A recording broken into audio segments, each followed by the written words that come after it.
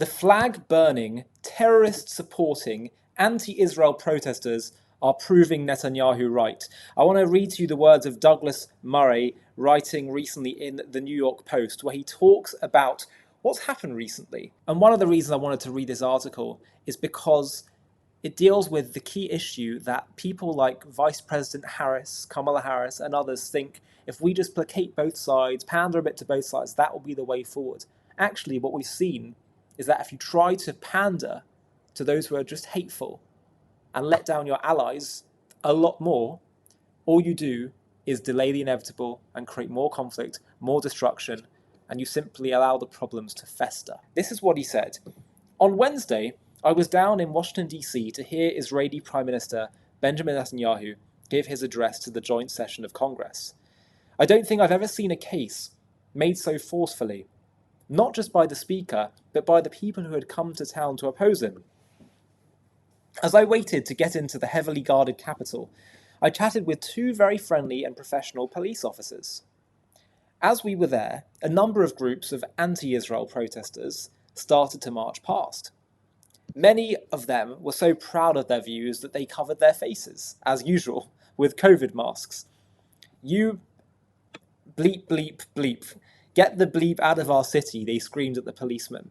White supremacists, they also screamed through megaphones at the boys in blue, who were, incidentally, black. The protesters continued on their way, screaming abuse and profanities everywhere they could. Inside Congress, the Israeli Prime Minister made many points, but one was especially relevant to the American public. Netanyahu addressed the complete moral inversion that we have seen from people in America since the attacks on October 7th. Referring to those people who immediately turned on Israel when its citizens had been raped, butchered, and burned alive, he said people have to be able to make the moral distinction between those who target terrorists and those who target civilians, between the democratic state of Israel and the terrorist thugs of Hamas. He mentioned the fact that the US Director of National Intelligence recently confirmed that Iran is funding anti-Israel protests in America. This explains why the surge in radical anti-Israel protests, from the streets of our cities to the nation's campuses, has been so coordinated and organized. They want to disrupt America, Netanyahu said. These protesters burned American flags, even on the 4th of July. If you remember one thing from this speech, remember this. Our enemies are your enemies. Our fight is your fight. And our victory will be your victory.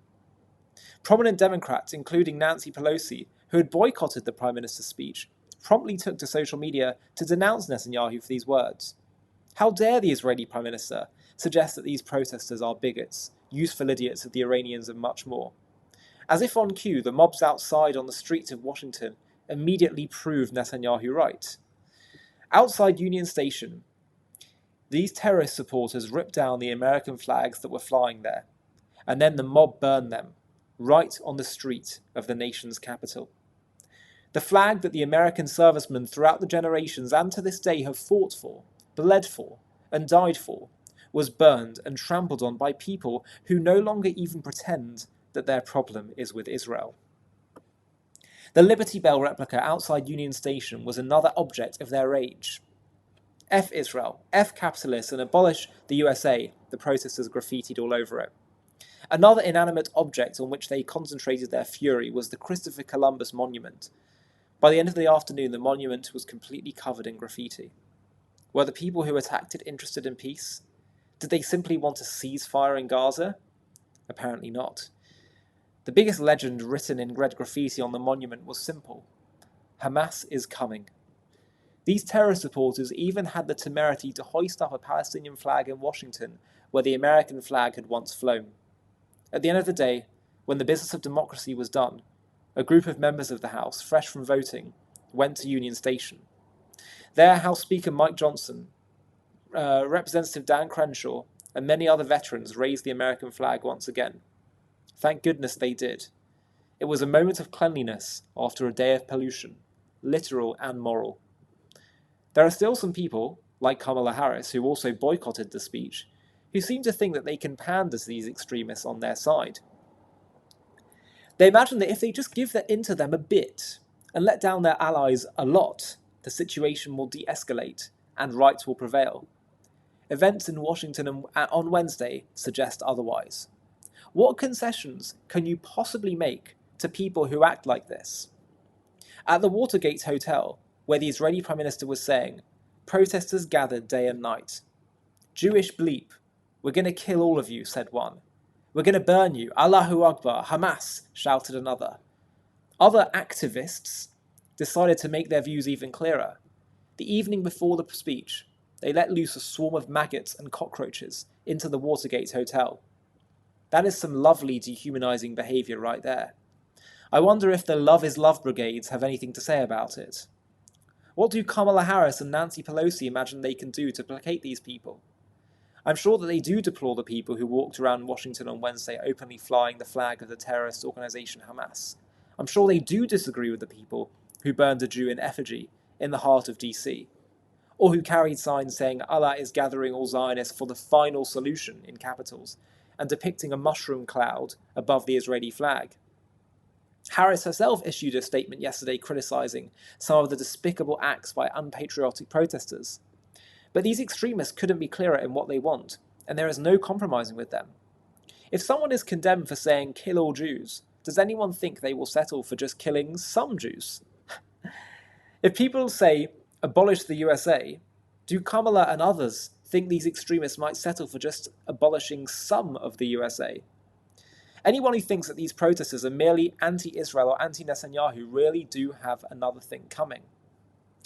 On Wednesday, one protester wrapped in a keffiyeh was filmed screaming, "We don't like white people." I'd have thought that's an example of divisive racism right there. But the people who would normally call out such things are silent. Netanyahu gave an important speech to the joint session on Wednesday, but it was the protesters outside who really proved his point. You know what? This is actually in some ways it represents the root of the problem here. That for too long, the pro-Israel side and those who are trying to please everyone are pandering to a side that you cannot pander to, because it's not rooted in a genuine desire for a peaceful settlement. It is rooted in wanting to get rid of the Jewish state, kill the Jews, destroy Western civilization. That's what it's rooted in. So if you appease that, all you do is just delay inevitable conflict, war, desecration, destruction. So Douglas is absolutely right. The lesson from this whole situation, this whole era, is that you have to be uncompromising in stating the truth and doing what you need to do to restore order, security.